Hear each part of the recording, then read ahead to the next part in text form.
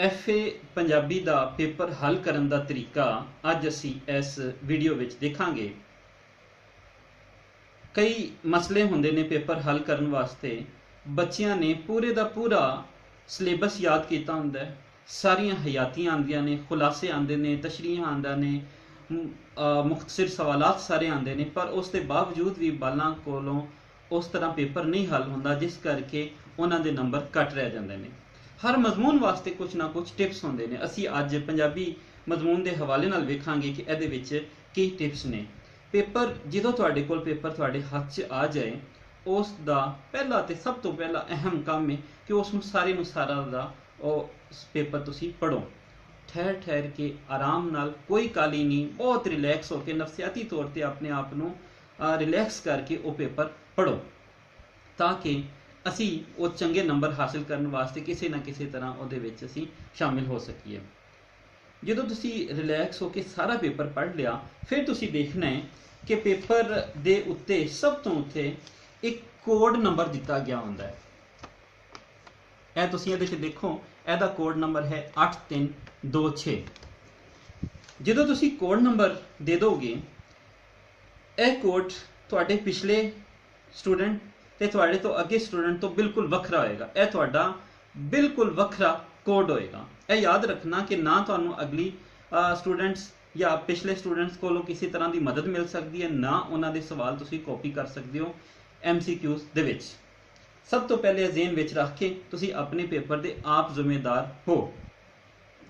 फिर असीं जो देखांगे सवाल नोट उन्होंने जो उर्दू च लिखिया होंदा सी, उन्होंने उर्दू च पढ़ांगे। हर सवाल के 4 मुमकिन जवाबात A, B, C और D दिए गए हैं। जवाबी कापी पर हर सवाल के सामने दिए गए दायरों में से दुरुस्त जवाब के मुताबिक मुतअल्लिका दायरे को मार्कर या पेन से भर दीजिए। एक से ज़्यादा दायरों को पुर करने या काट कर पुर करने की सूरत में मज़कूरा जवाब गलत तस्वुर होगा। यह ज़हन च लाजमी रखो, क्योंकि उन्होंने सब तो पहले तुहानूं यह दस्सिया गया होंदा है कि यह तुसीं गलत जवाब जे दोगे या एक तो वध खाने भरोगे तो तुहाडा जवाब जिहड़ा वो गलत हो जाएगा। सब तो जिहड़ी अहम गल कि अफवाहां जिहड़ियां उड़ियां होंदियां ने कि यार पंजाबी दा पेपर है, किसी होर ज़बान विच भी दे दो भाई, थोड़ी थोड़ी पंजाबी लिख दो। यह दुरुस्त नहीं है, यह कतन गलत है। पंजाबी दा पेपर पंजाबी विच ही होना चाहिए। पंजाबी दा पेपर पंजाबी विच ही होना चाहिए। मैं अपनी गल दोहरा रहा। जिवें कि तुसीं अंग्रेज़ी दा पेपर किसी होर ज़बान च नहीं दे सकते, इसे तरह उर्दू का पेपर तुसी उर्दू विच ही दोगे, इसे तरह पंजाबी का पेपर भी तुसी पंजाबी विच ही दोगे। यह गल पक्की रख लवो तो तुहाडे सामने आल दुआले जिहड़े भी लोग कहंदे ने या तुहानूं गलत राह ते लांदे ने, वो तुहाडे नाल दुश्मनी कर रहे हैं। पहला सवाल MCQs दा असी उस दे हवाले नाल आने आ। हुण सवाल तुहाडे कोल है, तुहाडे सामने ऑप्शनस 4 दित्तियां गईयां ने। ये 4 ऑप्शनस असी देखने आ। जंग खेड नहीं होंदी जनानियां दी, किदा जंगी तराना है? असीर आबद, डॉक्टर रशीद अनवर, अहमद राही, सलीम काशर। असी साडे कोल एदा सही जवाब है डॉक्टर रशीद अनवर, बी।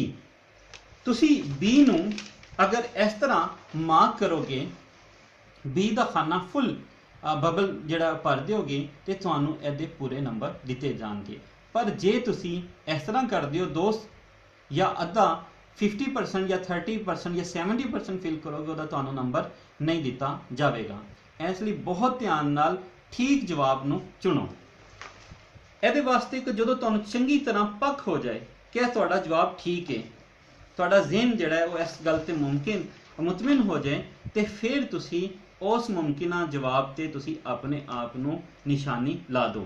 तो फिर उहदे बादों तुहानूं जिन्ना भी ज़हन च आंदा रहे कि इस तो इलावा साडे कोल दूजा या कोई तीजा सवाल है, उन्होंने तुसी हल करोगे तो जो तीर कमानों निकल गया वो दूर आसमानों निकल गया। जो तीर कमानों निकल गया वो फिर तुहाडे हथ दा नहीं जिहड़ा ना वो रहेगा। इसलिए MCQs नूं पढ़दे होइआं बहुती काली ना करो, क्योंकि तुहाडा सिर्फ एक टिक मार्क, एक फिलिंग दे नाल एक नंबर आ जाना है। तुहाडे कोल टाइम बेतहाशा होंदा, 30 मिनट होंदे ने, सिर्फ 20 तुसी बबल फिल करने होंदे ने। एक और अगले पिछले पढ़ियार नूं वेख के बिल्कुल नहीं घबराना, क्योंकि उन्हां दे पेपर तुहाडे पेपर तो बिल्कुल मुख्तलिफ ने। ਇਸ ਲਈ ਉਹਨਾਂ ਦੀ ਮਦਦ ਜਾਂ ਉਹਨਾਂ ਕੋਲ ਨਕਲ ਜਾਂ ਉਹਨਾਂ ਕੋਲੋਂ ਨੰਬਰ ਦੇ ਹਵਾਲੇ ਨਾਲ ਕੁਝ ਨਹੀਂ ਪੁੱਛਣਾ। ਆਪਣਾ ਕੋਡ ਨੰਬਰ ਹੈ ਤੁਹਾਡਾ ਪੇਪਰ ਦੂਸਰੇ ਤੋਂ ਮੁਖਤਲਿਫ ਹੈ। ਤੁਹਾਡੇ ਪੇਪਰ ਅਗਰ 8321 ਨੇ ਤੇ ਉਹਦੇ ਦਾ 8324 ਕੋਡ ਨੰਬਰ ਹੋਏਗਾ। ਖਾਨੇ ਨੂੰ ਪੂਰੀ ਤਰ੍ਹਾਂ ਭਰਨਾ ਹੈ। ਇੱਕੋ ਜਵਾਬ ਵਾਸਤੇ ਘਬਰਾ ਕੇ ਜਾਂ ਕਨਫਿਊਜ਼ ਹੋ ਕੇ ਦੋ ਆਪਸ਼ਨ ਕਦੀ ਨਾ ਭਰੋ, ਕਿਉਂਕਿ ਉਹ ਸਵਾਲ ਗਲਤ ਹੋ ਜਾਏਗਾ। ਅਧੂਰੇ ਖਾਨੇ, ਖਾਲੀ ਖਾਨੇ ਕਦੀ ਨਾ ਭਰੋ। ਖਾਨੇ ਪੂਰੀ ਤਰ੍ਹਾਂ ਫਿਲ ਕਰਕੇ ਤੁਹਾਨੂੰ ਇਤਮਾਨਾਨ ਹੋਣਾ ਚਾਹੀਦਾ। ਉਹਦੇ ਵਾਸਤੇ ਕੋਸ਼ਿਸ਼ ਕਰੋ, ਅਗਰ ਤੁਸੀਂ ਕਾਂਸਟੈਂਟ ਮਾਰਕਰ ਹੈ ਇਹ ਵਾਲਾ ਵੱਡੇ ਵਾਲਾ ਜਿਹੜਾ ਤੁਸੀਂ ਅਗਰ ਲੈ ਜਾਓ ਨਾਲ, ਤੇ ਉਹ ਤੁਹਾਡੇ ਵਾਸਤੇ ਜ਼ਿਆਦਾ ਬੈਸਟ ਹੋਏਗਾ, ਤਾਂ ਜੇ ਇੱਕੋ ਵਾਰੀ ਤੁਸੀਂ ਉੱਥੇ ਰੱਖ ਕੇ ਉਹਨੂੰ ਅੱਛੀ ਤਰ੍ਹਾਂ ਫਿਲ ਕਰ ਦੇਵੋ। ਇਹ ਤੁਹਾਡਾ ਪਹਿਲੇ ਸਵਾਲ ਦੇ ਹਵਾਲੇ ਨਾਲ ਜਵਾਬ ਜਿਹੜਾ ਹੈ ਉਹ ਕਲੀਅਰ ਹੋ ਗਿਆ। ਨਫਸੀਆਤੀ ਤੌਰ ਤੇ ਆਪਣੇ ਆਪ ਨੂੰ ਮੁਤਮਿਨ ਕਰ ਲਿਆ ਕਿ ਪਹਿਲਾ ਸਵਾਲ ਹੋ ਗਿਆ ਹੈ, ਫਿਰ ਅਸੀਂ ਅਗਲੇ ਜਵਾਬਾਂ ਵਾਲੇ ਪਾਸੇ, ਦੂਸਰੇ ਸਵਾਲਾਂ ਵਾਲੇ ਪਾਸੇ ਅਸੀਂ ਆਨੇ ਆ। ਫਿਰ ਅਗਲਾ ਜਿਹੜਾ ਦੂਸਰਾ ਸਵਾਲ ਹੈ वो आ जाता है कि कोई से 5 सवालात के मुख्तलिफ जवाबात लिखिए। वो हुण 5-8 सवाल तुहाडे कोल है ने, उन्हां चों तुसीं 5 करने ने। कोशिश करो कि अगर सवाल नंबर 2 दे 8 चूज ने ते उन्हां चों जिहड़े 5 चूज ने उन्हां नूं तुसीं अपने तौर ते निशान ला लो, कच्ची पेंसिल नाल अपने पेपर ते लिख लवो कि मैं 2 3 या 5 वो करना है। ਉਹਦੇ ਵਾਸਤੇ ਉਹ ਤੁਸੀਂ ਚੁਣ ਲਵੋ। ਮੁਖਤਸਰ ਸਵਾਲ ਵਾਸਤੇ ਸਾਰਾ ਜਵਾਬ ਤੁਹਾਨੂੰ ਜਿਹੜਾ ਆਂਦਾ ਹੈ, ਜਿਹੜਾ ਤੁਹਾਨੂੰ ਪੱਕਾ ਹੋਵੇ, ਉਹਨੂੰ ਤੁਸੀਂ ਪਹਿਲੇ ਚੁਣ ਲਓ। ਪਰਚੇ ਵਿੱਚ ਸਵਾਲ ਨਾ ਲਿਖੋ। ਬਾਲ ਕੀ ਕਰਦੇ ਨੇ, ਪਰਚੇ 'ਚ ਸਵਾਲ ਲਿਖ ਦਿੰਦੇ ਨੇ, ਪਰਚੇ 'ਚ ਸਵਾਲ ਨਹੀਂ ਲਿਖਣੇ। ਦੁਨੀਆ ਦਾ ਕੁੱਲ ਰਕਬਾ ਕਿੰਨਾ ਹੈ, ਤੁਸੀਂ ਇਹ ਸਵਾਲ ਮਾਰਕਰ ਫੜਿਆ, ਲਿਖਿਆ, ਫਿਰ ਮਾਰਕਰ ਰੱਖਿਆ, ਫਿਰ ਜਵਾਬ ਲਿਖਿਆ, ਫਿਰ ਲਿਖਣਾ ਸ਼ੁਰੂ ਕਰ ਦਿਓ। ਕੋਈ ਡਰਾਇੰਗ ਕਰਨ ਦੀ ਲੋੜ ਨਹੀਂ, ਕੋਈ ਮਾਰਕਰ ਇੰਪ੍ਰੈਸ਼ਨ ਨਹੀਂ, ਸਿਰਫ ਜੁਜ਼ ਨੰਬਰ ਲਿਖੋ। ਸਫੇ ਦੇ ਦਰਮਿਆਨ ਵਿੱਚ ਸਵਾਲ ਨੰਬਰ, ਜੁਜ਼ ਨੰਬਰ ਲਿਖੋ। ਪਹਿਲੇ ਲਿਖੋ ਸਵਾਲ ਨੰਬਰ 2, ਜਿਵੇਂ ਕਿ ਅਸਰ ਵਿੱਚ ਆਮ ਤੌਰ ਤੇ ਅਸੀਂ ਕਰਨੇ ਆ ਕਿ ਅਸੀਂ ਲਿਖਿਆ ਕਿ ਸਵਾਲ ਨੰਬਰ 2, ਇਹ ਤੁਹਾਡਾ ਸਵਾਲ ਨੰਬਰ 2 ਅਸੀਂ ਇਸ ਤਰ੍ਹਾਂ ਲਿਖ ਲਿਆ। फिर जूज जड़ा है वो जूज नंबर लिखो। जूज नंबर ਅਸੀਂ 3 ਕਰ ਰਹੇ ਹਾਂ, ਸਿਰਫ ਜੂਜ਼ ਨੰਬਰ ਲਿਖਣ ਦੀ ਜ਼ਰੂਰਤ ਹੈ। ਇਹਦੇ ਵਾਸਤੇ ਬਿਲਾ ਵਜ੍ਹਾ ਮਾਰਕਰ ਦੀ ਵਰਤੋਂ ਨਾ ਕਰੋ।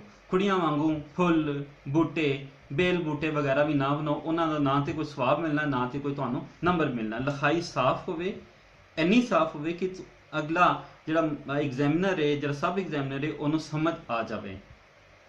ਜਵਾਬ ਓਨਾ ਹੀ ਦਿਓ ਜਿੰਨਾ ਸਵਾਲ ਪੁੱਛਿਆ ਗਿਆ ਹੈ। ਤਫਸੀਲ ਲਿਖਣ ਦੀ ਲੋੜ ਨਹੀਂ। ਜ਼ਿਆਦਾ ਤੋਂ ਜ਼ਿਆਦਾ 2 ਤੋਂ 3 ਲਾਈਨਾਂ ਦਾ ਜਵਾਬ ਹੋਣਾ ਚਾਹੀਦਾ ਹੈ। ਔਰ ਇੰਨਾ ਹੀ ਜਵਾਬ, ਇੰਨਾ ਹੀ ਸਵਾਲ ਜਿਹੜਾ ਹੈ ਉਹ ਪੇਪਰ ਸੈਟਰ ਤੁਹਾਡੇ ਕੋਲੋਂ ਪੁੱਛਦਾ ਹੈ। ਜਵਾਬ ਮੁਖਤਸਰ ਲੇਕਿਨ ਮੁਕੰਮਲ ਹੋਣਾ ਚਾਹੀਏ। ਇਹਦੇ ਵਾਸਤੇ ਅਸੀਂ ਦੇਖਨੇ ਆ ਕਿ ਅਧੂਰੇ ਲਿਖ ਕੇ ਜਾਂ 15-20 ਲਾਈਨਾਂ ਦਾ ਜਵਾਬ ਲਿਖੇ ਹੋਏ ਨੂੰ ਵੱਧ ਨੰਬਰ ਨਹੀਂ ਮਿਲਦੇ। ਕਈ ਦਫਾ ਅਸਲ ਜਵਾਬ ਜਿਹੜਾ ਉਹ ਵਿੱਚੋਂ ਮਿਲਦਾ ਹੀ ਨਹੀਂ। ਮਿਸਾਲ ਦੇ ਤੌਰ ਤੇ ਅਸੀਂ ਦੇਖਨੇ ਆ ਕਿ ਬਰਾਕ ਕੀ ਹੈ। ਬਰਾਕ ਇੱਕ ਜਾਨਵਰ ਹੈ, ਇਹ ਅਧੂਰਾ ਜਵਾਬ ਹੈ। ਠੀਕ ਹੈ ਨਾ, ਇਹ ਜ਼ਿਹਨ 'ਚ ਰੱਖਣਾ ਕਿ ਬਰਾਕ ਕੀ ਹੈ। ਬਰਾਕ ਇੱਕ ਜਾਨਵਰ, ਇੱਕ ਅਧੂਰਾ ਜਵਾਬ ਹੈ। ਇਹਦਾ ਅਗਰ ਅਸੀਂ ਮਿਰਾਜ ਸ਼ਰੀਫ ਫਸਟ ਈਅਰ ਦਾ ਅਸੀਂ ਸਵਾਲ ਜੇ ਚੈਪਟਰ ਪੜ੍ਹਿਆ ਹੈ ਤੇ ਇਹਦਾ ਅਸੀਂ ਦੇਖਾਂਗੇ ਕਿ ਜਵਾਬ ਜਿਹੜਾ ਹੈ ਉਹ ਡਿਫਰੈਂਟ ਨਿਕਲੇਗਾ। ਬਰਾਕ ਕੀ, ਇਹਦਾ ਜਵਾਬ ਅਸੀਂ ਦੇਖਣਾ, ਬਰਾਕ ਇੱਕ ਅਜਿਹਾ ਜਾਨਵਰ ਹੈ ਜੋ ਜਿਬਰਾਈਲ ਆਪਣੇ ਨਾਲ ਲਿਆਏ, ਜਿਸ ਦਾ ਮੂੰਹ ਇਨਸਾਨਾਂ ਵਾਂਗ ਤੇ ਪਰਿੰਦਿਆਂ ਵਾਂਗ 2 ਪਰ ਸਨ। ਹਜ਼ੂਰ ਪਾਕ ਇਸ ਉੱਪਰ ਸਵਾਰੀ ਕਰਕੇ ਮਿਰਾਜ ਸ਼ਰੀਫ ਤੇ ਚਲੇ ਗਏ। ਠੀਕ ਹੈ, ਇਹ 2 ਜਾਂ 2.5 ਲਾਈਨਾਂ ਦਾ ਜਵਾਬ ਬਣ ਜਾਏਗਾ। ਇਹਦੇ ਤੁਹਾਨੂੰ 2/2 ਨੰਬਰ ਮਿਲਣਗੇ। ਬੇਲ ਬੂਟੇ ਤੇ ਫੁੱਲ ਬਣਾ ਕੇ, ਕਿੰਗਰੇ ਬਣਾ ਕੇ ਆਪਣਾ ਵੇਲਾ ਬਿਲਕੁਲ ਜ਼ਾਇਆ ਨਾ ਕਰੋ, ਇਸ ਦਾ ਕੋਈ ਫਾਇਦਾ ਨਹੀਂ। ਅਗਲਾ ਜੁਜ਼ ਵਾਲੇ ਪਾਸੇ ਆ ਜਾਓ।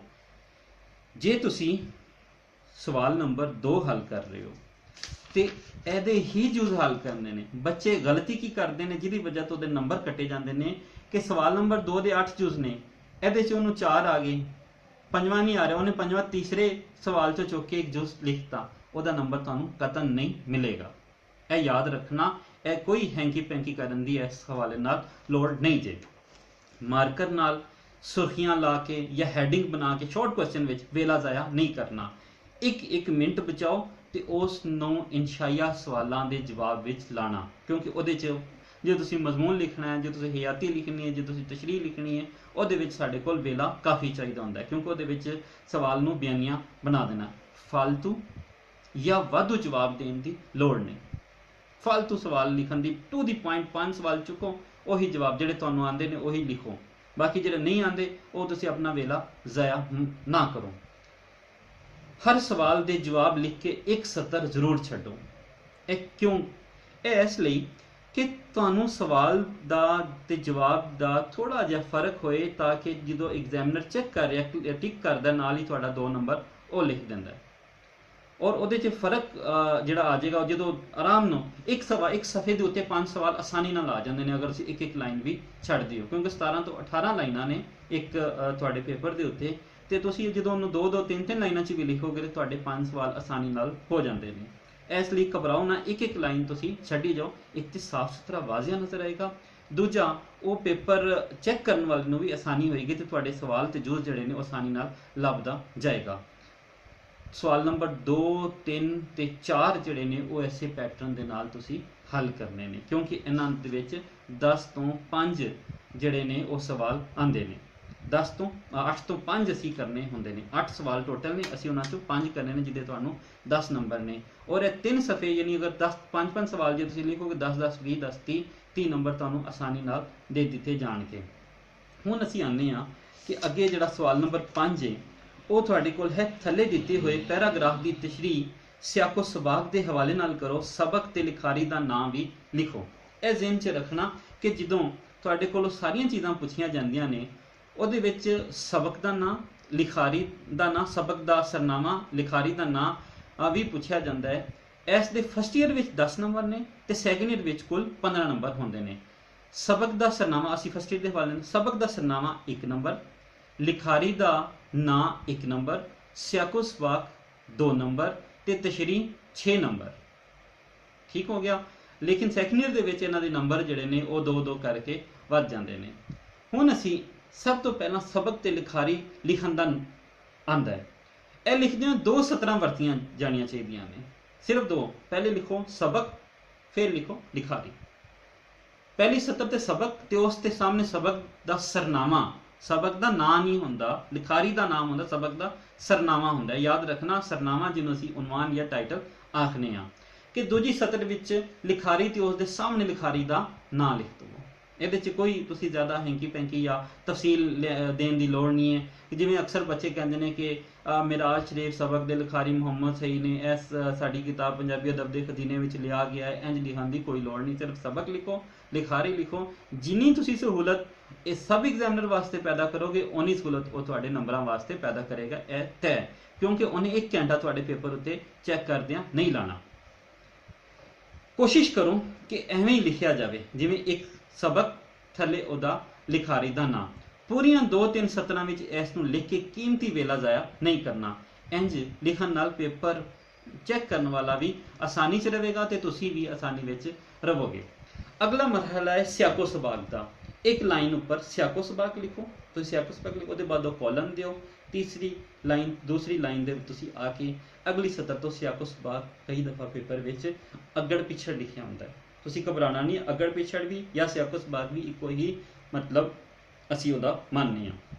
ਜਿਸ ਪੈਰਾਗ੍ਰਾਫ ਵਿੱਚੋਂ ਸਬਕ ਦਿੱਤਾ ਹੋਵੇ, ਜਿਸ ਸਬਕ ਵਿੱਚੋਂ ਪੈਰਾਗ੍ਰਾਫ ਦਿੱਤਾ ਹੋਵੇ, ਉਸੇ ਸਬਕ ਦਾ ਨਿਚੋੜ ਜਾਂ ਤੱਤ ਐਵੇਂ ਲਿਖਿਆ ਜਾਵੇ ਕਿ ਉਹ ਸਾਰਾ ਸਬਕ ਸਾਹਮਣੇ ਆ ਜਾਵੇ ਤੇ ਉਹ ਸਭ ਕੁਝ 6-7 ਲਾਈਨਾਂ ਵਿੱਚ ਹੋਵੇ, ਇਸ ਤੋਂ ਵੱਧ ਨਹੀਂ। ਬੱਚੇ ਕੀ ਕਰਦੇ ਨੇ, ਪੂਰਾ ਸਫਾ ਸਿਆਕੋ ਸਬਾਕ 'ਚ ਲਿਖ ਦਿੰਦੇ ਨੇ। ਇਹਦਾ ਤੁਹਾਨੂੰ ਕੋਈ ਬੈਨੀਫਿਟ ਨਹੀਂ, ਇਹ ਗਲਤ ਹੋ ਜਾਂਦਾ ਹੈ। ਸਿਆਕੋ ਸਬਾਕ 6 ਤੋਂ 7 ਲਾਈਨਾਂ ਤੁਹਾਡੇ ਜ਼ਿਹਨ ਵਿੱਚ ਹੋਣੀਆਂ ਚਾਹੀਦੀਆਂ ਨੇ। ਇਸ ਤੋਂ ਵੱਧ ਤੁਹਾਡੇ ਕੋਲ ਲਾਈਨ ਜਿਹੜੀ ਹੈ ਉਹ ਲਿਖਣ ਵਾਸਤੇ ਨਾ ਤੇ ਵੇਲਾ ਹੁੰਦਾ ਹੈ ਤੇ ਨਾ ਹੀ ਉਹਦੀ ਰਿਕੁਆਇਰਮੈਂਟਸ ਹੁੰਦੀ ਹੈ। ਮੈਂ ਤੁਹਾਨੂੰ ਬਾਰ-ਬਾਰ ਇਹੀ ਦੱਸ ਰਿਹਾ ਕਿ ਪੇਪਰ ਹੱਲ ਕਰਨ ਦਾ ਤਰੀਕਾ ਜਿਹੜਾ ਹੈ ਉਹ ਸਭ ਤੋਂ ਅਹਿਮ ਗੱਲ ਹੈ। ਇਸ ਤੋਂ ਅੱਗੇ ਅਸੀਂ ਹੁਣ ਸਿਆਕੋ ਸਬਾਕ ਹਲੇ ਮੁਕੰਮਲ ਨਹੀਂ ਹੋਇਆ। ਜਦੋਂ ਅਸੀਂ ਪੂਰਾ ਤੱਤ ਲਿਖ ਲਿਆ ਤੋਂ ਇਸ ਤੋਂ ਅੱਗੇ ਅਖੀਰਲੇ 2 ਜਾਂ 3 ਲਾਈਨਾਂ ਵਿੱਚ ਤਸ਼ਰੀਹ ਵਾਸਤੇ ਦਿੱਤੇ ਗਏ ਪੈਰਾਗ੍ਰਾਫ ਬਾਰੇ ਲਿਖੋ ਕਿ ਪੈਰਾਗ੍ਰਾਫ ਸਬਕ ਦੇ ਕਿਹੜੇ ਹਿੱਸੇ ਵਿੱਚ ਲਿਆ ਗਿਆ, ਸਬਕ ਦੇ ਸ਼ੁਰੂ ਚੋਂ ਹੈ, ਸਬਕ ਦੇ ਦਰਮਿਆਨ ਚੋਂ ਹੈ, ਸਬਕ ਦੇ ਅਖੀਰ ਚੋਂ ਹੈ, ਤੇ ਇਸ ਪੈਰਾਗ੍ਰਾਫ ਵਿੱਚ ਕੀ ਬਿਆਨ ਕੀਤਾ ਜਾ ਰਿਹਾ ਹੈ। ਇਹ ਲਾਜ਼ਮੀ ਤੁਸੀਂ ਆਪਣੇ ਆਪ ਨੂੰ ਜ਼ਿਹਨ ਰੱਖਣਾ ਹੈ ਕਿ ਜੋ ਪੈਰਾਗ੍ਰਾਫ ਤੁਹਾਡੇ ਕੋਲ ਪੇਪਰ ਵਿੱਚ ਹੈ ਮੌਜੂਦ, ਅਗਰ ਉਸ ਪੈਰਾਗ੍ਰਾਫ 2 ਜਾਂ 3 ਲਾਈਨਾਂ ਦਾ ਪੈਰਾਗ੍ਰਾਫ ਹੁੰਦਾ ਹੈ, ਉਹਦੇ ਵਿੱਚੋਂ ਉਹਦਾ ਜਿਹੜਾ ਸ਼ੁਰੂ ਚੋਂ, ਦਰਮਿਆਨ ਚੋਂ, ਅਖੀਰ ਚੋਂ ਜੇ ਤੁਹਾਨੂੰ ਪਤਾ ਲੱਗ ਗਿਆ ਤੇ ਉਹਦਾ ਮਫਹੂਮ ਜਿਹੜਾ ਹੈ ਉਹਨੂੰ ਤੁਸੀਂ ਸਿਆਕੋ ਸਬਾਕ ਵਿੱਚ ਲਿਖ ਦਿਓ। ਇਹ ਤੁਹਾਡੇ ਵਾਸਤੇ, ਤੁਹਾਡਾ ਹੁਣ ਸਿਆਕੋ ਸਬਾਕ ਦਾ ਮਰਹਲਾ ਪੂਰਾ ਹੋ ਜਾਏਗਾ। ਜੇ ਨਾਲ ਪੈਰਾਗ੍ਰਾਫ ਬਾਰੇ ਦੱਸਿਆ ਜਾਏ ਕਿ ਸਬਕ ਦੇ ਕਿਹੜੇ ਹਿੱਸੇ ਤੋਂ ਹੈ ਤੇ ਫਿਰ 2 ਨੰਬਰਾਂ ਵਿੱਚੋਂ 2 ਆਣਗੇ। ਨਹੀਂ ਜੇ ਤੁਹਾਨੂੰ ਜੇ ਸਿਰਫ ਖੁਲਾਸਾ, ਜੇ ਤੁਸੀਂ ਸਿਰਫ ਸਿਆਕੋ ਸਬਾਕ ਹੀ ਦੇ ਦੋਗੇ ਤੇ ਉਹ ਤੁਹਾਨੂੰ 1 ਨੰਬਰ ਦੇਗਾ।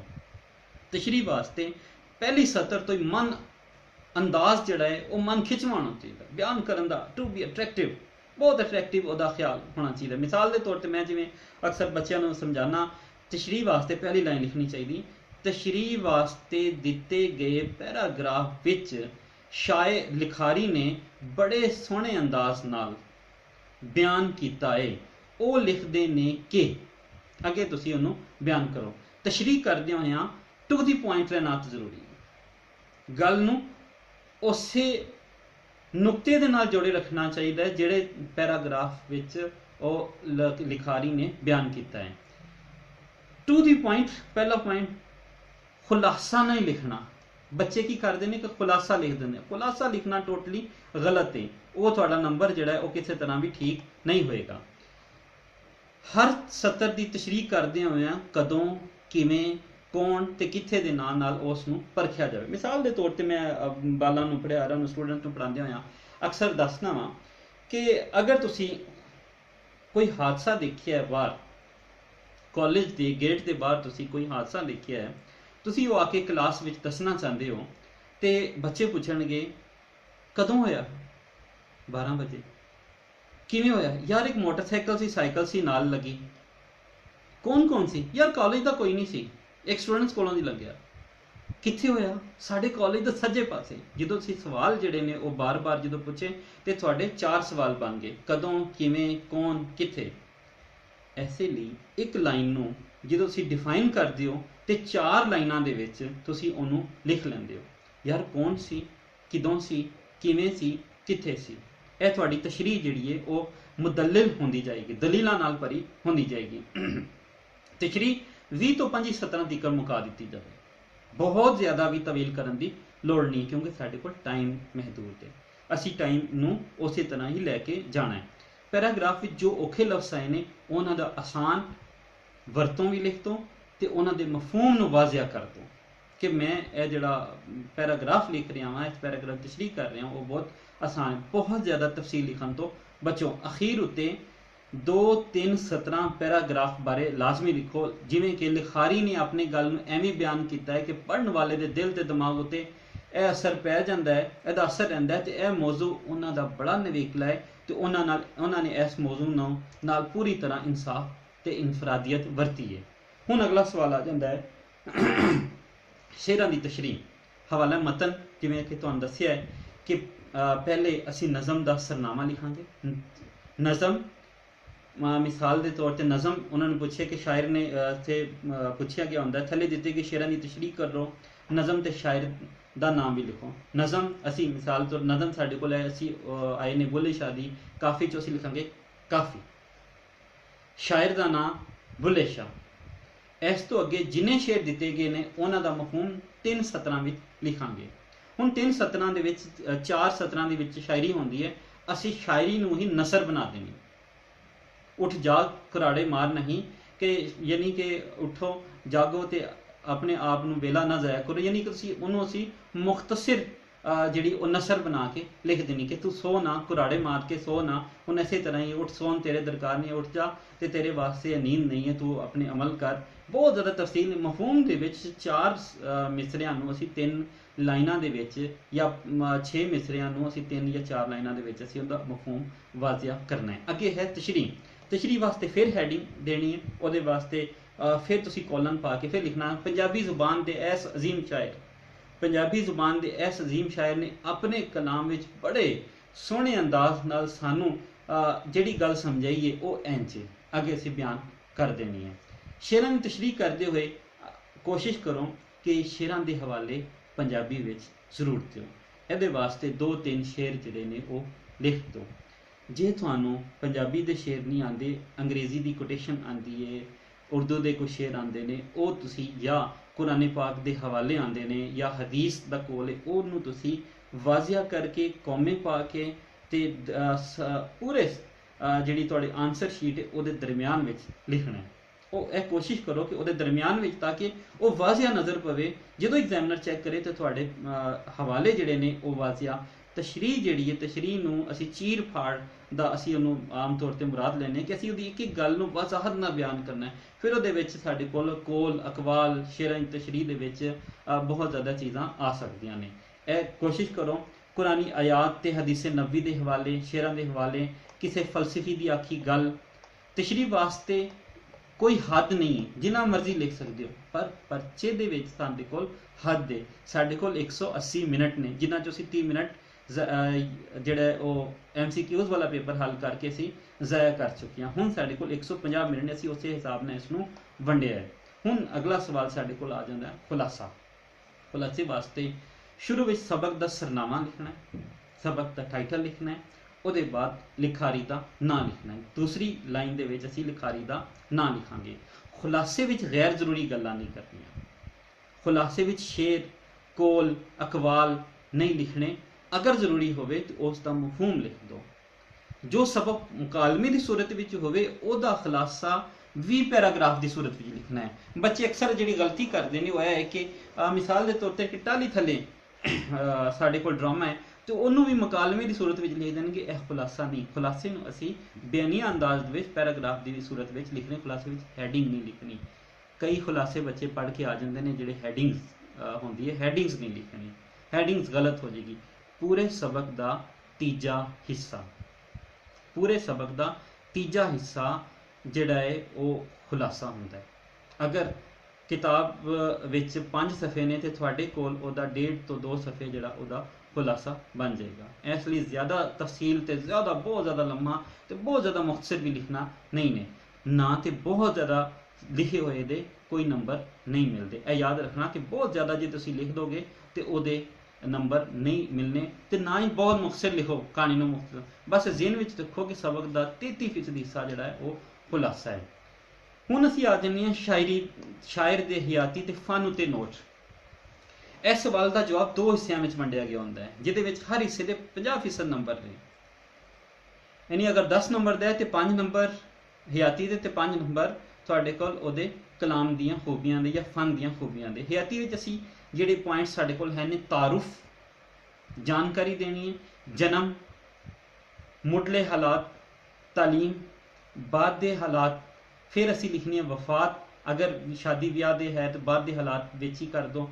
ਫਿਰ ਅਖੀਰ ਤੇ ਅਸੀਂ ਕਿਤਾਬਾਂ ਲਿਖਣੀਆਂ ਨੇ ਕਿ ਉਹਨਾਂ ਨੇ ਕਿਹੜੀਆਂ ਕਿਹੜੀਆਂ ਕਿਤਾਬਾਂ ਲਿਖੀਆਂ ਜਾਂ ਉਹਨਾਂ ਦੀਆਂ ਕਿਤਾਬਾਂ ਨੂੰ ਕਿਹੜੇ ਕਿਹੜੇ ਲੋਕਾਂ ਨੇ ਮੁਰਤਬ ਕੀਤਾ। ਇਸ ਤੋਂ ਅੱਗੇ ਦਰਮਿਆਨ ਵਿੱਚ ਵੱਡੀ ਜਿਹੜੀ ਤੁਸੀਂ ਹੈਡਿੰਗ ਦੇਣੀ ਉਹਦੇ 'ਚ ਲਿਖਣਾ ਕਲਾਮ ਦੀਆਂ ਖੂਬੀਆਂ ਜਾਂ ਫਨ ਦੀਆਂ ਖੂਬੀਆਂ। ਉਹਦੇ ਵਿੱਚ ਮਿਸਾਲ ਮੈਂ ਤੁਹਾਨੂੰ ਦੇਣਾ, ਅਗਰ ਅਸੀਂ ਕਿਸੇ ਕਲਾਸਿਕ ਜ਼ੁਬਾਨ ਸ਼ਾਇਰ ਦੇ ਹਵਾਲੇ ਨਾਲ ਗੱਲ, ਠੇਠ ਜ਼ੁਬਾਨ ਦੀ ਵਰਤੋਂ, ਹਯਾਤੀ ਦਾ ਫਲਸਫਾ, ਇਖਲਾਕੀ ਦਰਸ, ਦੁਨੀਆਦਾਰੀ ਤੋਂ ਪਰਹੇਜ਼, ਇਹ ਉਹ ਪੁਆਇੰਟਸ ਨੇ ਜਿਹੜੀਆਂ ਤਕਰੀਬਨ ਹਰ ਸ਼ਾਇਰ ਦੇ ਵਿੱਚ ਆ ਜਾਂਦੀਆਂ ਨੇ, ਜਿਹਦੇ 'ਚ ਠੇਠ ਜ਼ੁਬਾਨ ਦੀ ਵਰਤੋਂ, ਹਯਾਤੀ ਦਾ ਫਲਸਫਾ, ਇਖਲਾਕੀ ਦਰਸ, ਵੇਲੇ ਦੀ ਅਕਾਸੀ, ਦੁਨੀਆਦਾਰੀ ਤੋਂ ਪਰਹੇਜ਼, ਜਜ਼ਬਾਤ ਨਿਗਾਰੀ, ਅਲਾਮਤੀ ਅੰਦਾਜ਼, ਇਹ ਸਾਰੀਆਂ ਜਿਹੜੀਆਂ ਨੇ ਉਹ ਖੂਬੀਆਂ ਇੱਕ ਕਲਾਸਿਕੀ ਸ਼ਾਇਰ ਦੇ ਫਨ ਦੀਆਂ ਜਾਂ ਕਲਾਮ ਦੀਆਂ ਖੂਬੀਆਂ ਸਾਡੇ ਸਾਹਮਣੇ ਹੁੰਦੀਆਂ ਨੇ। ਇਸ ਤਰ੍ਹਾਂ ਕੀਤਾ ਹੋਇਆ ਸਵਾਲ ਜਦੋਂ ਪਰਚਾ ਚੈੱਕ ਕਰਨ ਵਾਲਾ ਉਸਤਾਦ ਵੇਖੇਗਾ ਤੇ ਚੰਗੇ ਨੰਬਰ ਤੇ ਦੇਵਨ ਤੇ ਮਜਬੂਰ ਹੋ ਜਾਏਗਾ। ਯਾਨੀ ਅਗਰ ਅਸੀਂ ਸ਼ਾਇਰ ਦੀ ਹਯਾਤੀ 10 ਜਿਹੜੇ ਪੁਆਇੰਟਸ ਲਿਖਤੀ ਤੇ 10 ਚੋਂ ਤੁਹਾਨੂੰ 9 ਨੰਬਰ ਦੇਣ ਵਾਸਤੇ ਮਜਬੂਰ ਹੈ। ਜਦੋਂ ਫਨ ਦੀਆਂ ਖੂਬੀਆਂ ਲਿਖੋ ਉਹਦੇ ਵਿੱਚ ਕੋਸ਼ਿਸ਼ ਕਰੋ ਕਿ 1 ਤੋਂ 2 ਸ਼ੇਰ ਲਾਜ਼ਮੀ, ਜ਼ਿਆਦਾ ਹੋ ਸਕਦੇ ਨੇ ਲੇਕਿਨ ਲਾਜ਼ਮੀ, ਅਗਰ ਬੁੱਲੇ ਸ਼ਾਇਰ ਦੇ ਉਹਦੇ 2-3, ਬਾਬਾ ਫਰੀਦ ਦੇ 2-3 ਸ਼ੇਰ, ਸ਼ਾਹ ਹੁਸੈਨ, ਇਹ ਤੁਸੀਂ 2-2, 3-3 ਸ਼ੇਰ ਜੇ ਯਾਦ ਕਰ ਲੋਗੇ ਤੇ ਤੁਹਾਨੂੰ ਨਾ ਸਿਰਫ ਤਸ਼ਰੀਹ 'ਚ ਕੰਮ ਆਏਗਾ ਬਲਕਿ ਸ਼ਾਇਰ ਦੀਆਂ ਹਯਾਤੀ ਦੇ ਵਿੱਚ ਵਾਲੇ ਸਵਾਲ ਵਿੱਚ ਵੀ ਤੁਹਾਨੂੰ ਹੋ ਸਕਦਾ ਹੈ ਮਜ਼ਮੂਨ ਵਿੱਚ ਵੀ ਕੋਈ ਐਸਾ ਜਿਹੜਾ ਨਾ ਉਹ ਸਵਾਲ ਆ ਜਾਏ, ਮੇਰਾ ਮਨਪਸੰਦ ਪੰਜਾਬੀ ਸ਼ਾਇਰ ਆ ਜਾਏ। ਉਹ ਗੱਲ ਕਰਦੇ ਕਰਦੇ ਤੁਹਾਨੂੰ ਦੱਸਦਾ ਕਿ ਅਕਸਰ ਸਵਾਲ ਆਉਂਦਾ ਕਿ ਮੇਰਾ ਮਨਪਸੰਦ ਪੰਜਾਬੀ ਸ਼ਾਇਰ ਮਜ਼ਮੂਨ ਲਿਖੋ ਤੇ ਬੱਚੇ ਇਲਾਮਾ ਇਕਬਾਲ ਦਾ ਮਜ਼ਮੂਨ ਲਿਖਾਉਂਦੇ ਨੇ ਜਾਂ ਗਾਲਿਬ ਦਾ ਲਿਖਦੇ ਨੇ। ਇਹ ਬਿਲਕੁਲ ਗਲਤ ਹੈ।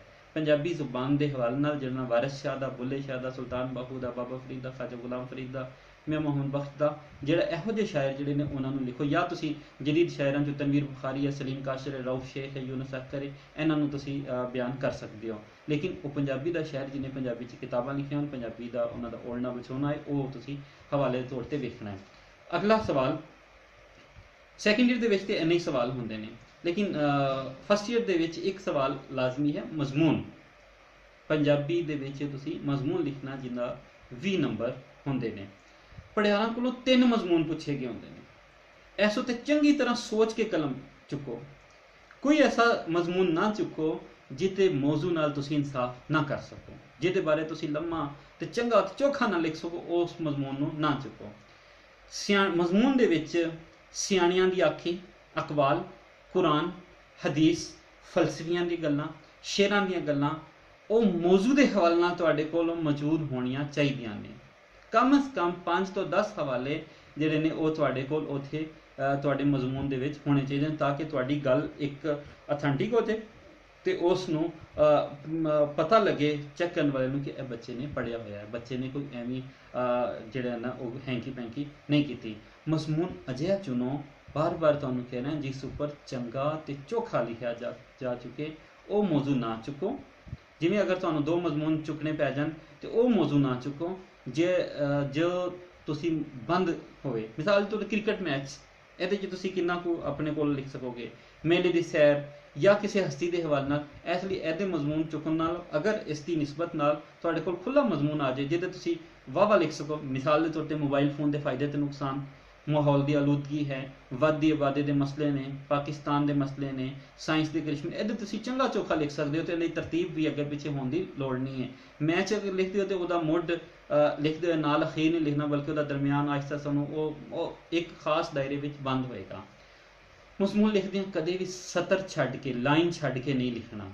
ਮੈਂ ਤੁਹਾਨੂੰ ਬਾਰ-ਬਾਰ ਕਹਿ ਰਿਹਾ, ਹੁਣ ਤੁਹਾਨੂੰ ਲਾਹੌਰ ਬੋਰਡ ਨੇ ਜਾਂ ਪੰਜਾਬ ਦੇ ਕਿਸੇ ਬੋਰਡ ਨੇ ਐਕਸਟਰਾ ਸ਼ੀਟ ਨਹੀਂ ਦੇਣੀ। ਜਦੋਂ ਐਕਸਟਰਾ ਸ਼ੀਟ ਨਹੀਂ ਮਿਲਣੀ ਤੇ ਫਿਰ ਸਾਡੇ ਕੋਲ ਜਿੰਨੇ ਪੇਜਿਸ ਹੈ ਨੇ ਅਸੀਂ ਉਹਦੇ ਹਵਾਲੇ ਨਾਲ ਹੀ ਲਿਖਣੇ ਨੇ, ਫਿਰ ਉਹਨਾਂ ਨੂੰ ਹੀ ਫਿਲ ਕਰਨਾ, ਉਸ ਤੋਂ ਬਾਅਦ ਸਾਡੇ ਕੋਲ ਨਹੀਂ ਹੈ। ਸਭ ਤੋਂ ਪਹਿਲਾਂ 20 ਜਾਂ 25 ਹੈਡਿੰਗਸ ਦਾ ਖਾਕਾ ਬਣਾ ਲਓ ਆਪਣੇ ਕੋਲ, ਤੁਹਾਡੇ ਕੋਲ ਉਹਦੇ ਵਿੱਚ ਪੈਰਾਗ੍ਰਾਫ ਬਣਾ ਕੇ ਲਿਖਣਾ। ਮਜ਼ਮੂਨ ਤੇ ਹਮੇਸ਼ਾ ਤੁਸੀਂ ਪੈਰਾਗ੍ਰਾਫ ਬਣਾ ਕੇ ਲਿਖਣਾ ਹੈ, ਲੇਕਿਨ ਤੁਹਾਡੇ ਕੋਲ ਰਫ ਆਖਰੀ ਸਫਾ ਜਿਹੜਾ ਪੇਪਰ ਦਾ ਉਹਦੇ 'ਚ ਰਫ ਅਮਲ ਕਰ ਲਓ, ਉਹਦੇ 'ਚ 25 ਪੁਆਇੰਟਸ ਲਿਖ ਲਓ। ਜੇ ਤੁਸੀਂ 25 ਪੈਰਾਗ੍ਰਾਫ ਲਿਖੋਗੇ ਤੁਹਾਡੇ 5-7 ਸਫੇ ਹੋ ਜਾਣੇ ਨੇ। ਮਜ਼ਮੂਨ ਹਮੇਸ਼ਾ ਤਾਰੁਫ ਤੋਂ ਹੀ ਸ਼ੁਰੂ ਕਰੋ।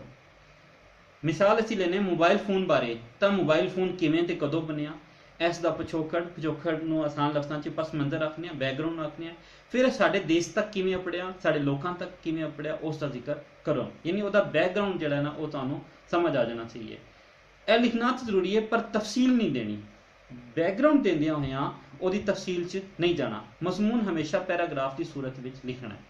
ਪੈਰਾਗ੍ਰਾਫ ਬਣਾ ਕੇ, ਹੈਡਿੰਗਸ ਬਣਾ ਕੇ ਜਾਂ ਸੁਰਖੀਆਂ ਬਣਾ ਕੇ ਲਿਖਣਾ ਮਜ਼ਮੂਨ ਵਾਸਤੇ ਠੀਕ ਨਹੀਂ ਹੈ। ਕੋਈ ਪੇਂਟਰ ਬਣਨ ਦੀ ਲੋੜ ਨਹੀਂ ਹੈ। ਬਾਰ-ਬਾਰ ਤੁਹਾਨੂੰ ਪੇਪਰ 'ਚ ਆਈ ਕਹਿ ਰਿਹਾ ਕਿ ਪੇਂਟਰ ਬਣਨ ਦੀ ਲੋੜ ਨਹੀਂ ਹੈ। ਮਜ਼ਮੂਨ ਖੁੱਲ ਡੁੱਲ ਕੇ ਲਿਖੋ ਔਰ ਉਹਦੇ ਵਾਸਤੇ ਕਮ ਅਜ਼ ਕਮ ਤੁਹਾਡੇ ਕੋਲ 45 ਮਿੰਟ ਤੋਂ 1 ਘੰਟਾ ਮੌਜੂਦ ਹੁੰਦਾ ਹੈ, ਕਿਉਂਕਿ ਫਸਟ ਈਅਰ ਦਾ ਪੇਪਰ ਥੋੜਾ ਜਿਹਾ ਮੁਖਤਸਰ ਹੁੰਦਾ ਹੈ ਸੈਕੰਡ ਈਅਰ ਦੇ ਨਾਲੋਂ।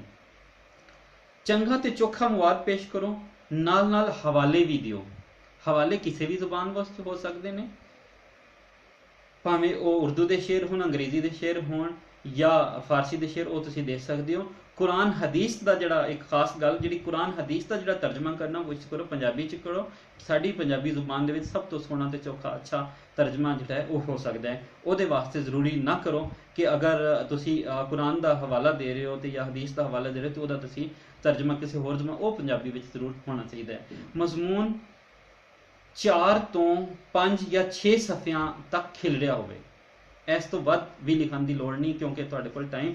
ਚੰਗਾ ਲਿਖੋ, ਚੋਖਾ ਲਿਖੋ, ਜਾਮਿਆ ਲਿਖੋ, ਬਹੁਤ ਜ਼ਿਆਦਾ ਗੈਰ ਜ਼ਰੂਰੀ ਵੀ ਲਿਖਣ ਦੀ ਲੋੜ ਨਹੀਂ। ਅਖੀਰ ਉੱਤੇ ਜਦੋਂ ਗੱਲ ਨੂੰ ਮੁਕਾਓ ਤੇ ਮਜ਼ਮੂਨ ਦਾ ਨਿਚੋੜ, ਤੱਤ, ਇਸੈਂਸ, ਉਸ ਨੂੰ ਤੁਸੀਂ 3 ਤੋਂ 5 ਸਤਰਾਂ ਵਿੱਚ ਬਿਆਨ ਕਰ ਲਓ। ਉਹਦੀ ਭਾਵੇਂ ਤੁਸੀਂ ਹੈਡਿੰਗਸ ਦੇ ਦਿਓ, ਮੁੱਖ ਦੀ ਗੱਲ। ਆਸ ਕਰਨਾ ਕਿ ਇਹ ਗੱਲਾਂ ਤੁਹਾਡੇ ਵਾਸਤੇ ਬਹੁਤ ਅੱਛੀਆਂ ਰਹਿਣਗੀਆਂ। ਮੇਰੇ ਕਈ ਪੜ੍ਹਿਆਰਾਂ ਨੇ ਇਸ 'ਤੇ ਅਮਲ ਕੀਤਾ। ਜਿਨ੍ਹਾਂ ਪੜ੍ਹਿਆਰਾਂ ਨੇ ਇਸ 'ਤੇ ਅਮਲ ਕੀਤਾ ਉਹਨਾਂ ਦੇ 90, 92, 93 ਤੱਕ ਨੰਬਰ ਆਏ।